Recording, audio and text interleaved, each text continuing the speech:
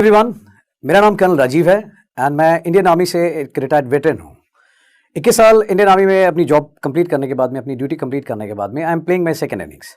और मैं अपनी दूसरी इनिंग्स में मैं अपने जैसे प्रोडक्ट तैयार करने की कोशिश कर रहा हूँ, जिसके अंदर जो यंग एस्पिरेंट्स है, डिफेंस एस्पिरेंट्स जो एनडीए और सीडीएस के थ्रू आर्म फोर्सेज ज्वाइन करना चाहते हैं, मैं उनकी ट्रेनिंग कराता हूँ। आज मैं आप लोगों के बीच में खास तौर पे आपको बताने के लिए जो आया हूँ वो है रिटन एग्जामिनेशन, जो यूपीएससी कंडक्टेड एग्जाम है, एनडीए एंड सीडीएस एग्जाम, उसके बारे में आपको जानकारी देना।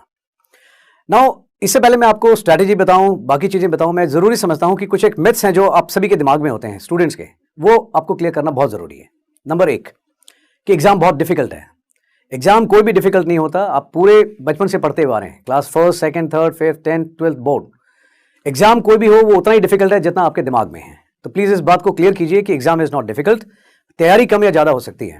तैयारी अगर कमजोर है तो एग्जाम डिफिकल्ट है, अगर तैयारी मजबूती से करेंगे तो कोई एग्जाम डिफिकल्ट नहीं है। नंबर 1। नंबर 2, ज्यादातर स्टूडेंट्स जो मेरे पास आते हैं, मैंने उनको देखा है, वो कहते हैं सर हमने एक कोर्स सब्सक्राइब किया है।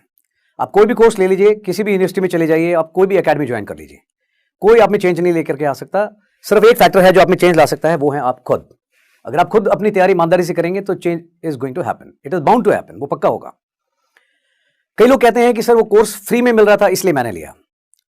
मैं सिर्फ एक स्टेटमेंट आपको बताना चाहूंगा कि फ्री में कुछ भी नहीं होता है। इवन माँ भी बच्चे को जन्म देती है, उसमें 9 महीने लगते हैं, and to enjoy that pleasure of motherhood, you know, one has to bear the pain for 9 months and it is worth it.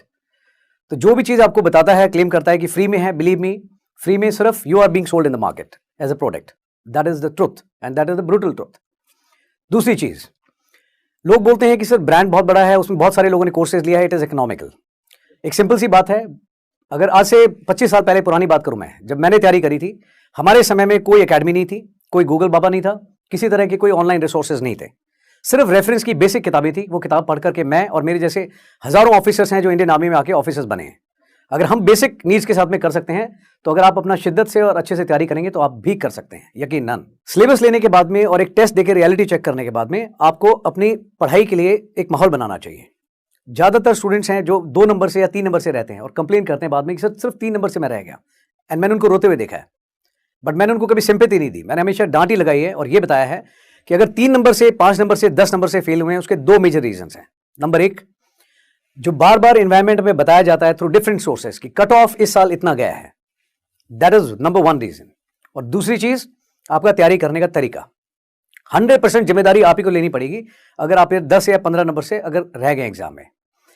मैं ये जानना चाहता हूं और बताना चाहता हूं आपको कि जो बेस है कट ऑफ, अगर 300 नंबर का एग्जाम है, अगर आपको बताया जाता है 120 कट ऑफ है,